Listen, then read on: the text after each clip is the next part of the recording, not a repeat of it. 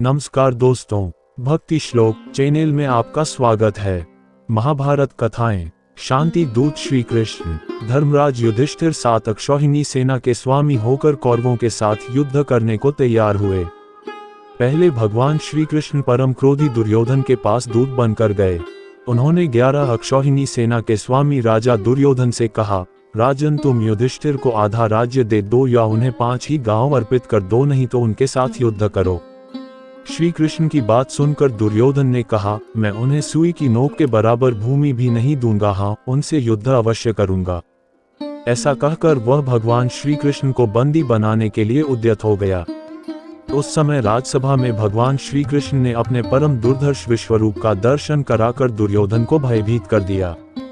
फिर विदुर ने अपने घर ले जाकर भगवान का पूजन और सत्कार किया।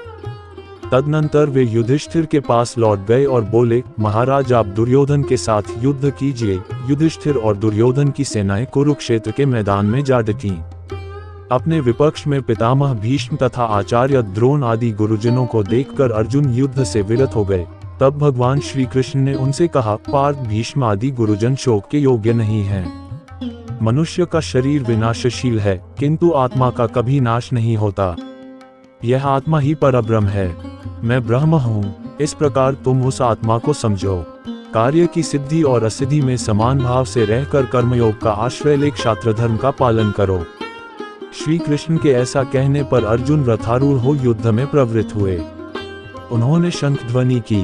दुर्योधन की सेना में सबसे पहले पितामह भीष्म सेनापति हुए। पांडवों के सेनापति शिखंडी थे। इन दोनों में भारी युद्ध छिड़ गया। भीष्म सहित कौरव पक्ष के योद्धा उस युद्ध में पांडव पक्ष के सैनिकों पर प्रहार करने लगे और शिखंडी आदि पांडव पक्ष के वीर कौरव सैनिकों को अपने बाणों का निशाना बनाने लगे। कौरव और पांडव सेना का वह युद्ध देवासुर संग्राम के समान जान पड़ता था। आकाश में खड़े होकर देखने वाले देवताओं को वह युद्ध बड़ा आनंददायक प्रतीत हो रहा था। भीष्म ने 10 दिनों तक युद्ध करके पांडवों की अधिकांश सेना को अपने बाणों से मार गिराया। शांति दूत श्री कृष्ण के महाभारत कथाएं यहीं पर समाप्त होता है। भारतीय पौराणिक इतिहास के कुछ अनसुने तथ्य एवं रोचक जानकारी जानने के लिए अंत तक बने रहें और नेक्स्ट भाग देखने के लिए सब्सक्राइब करें हमारे भक्ति श्लोक चैनल को। धन्यवाद।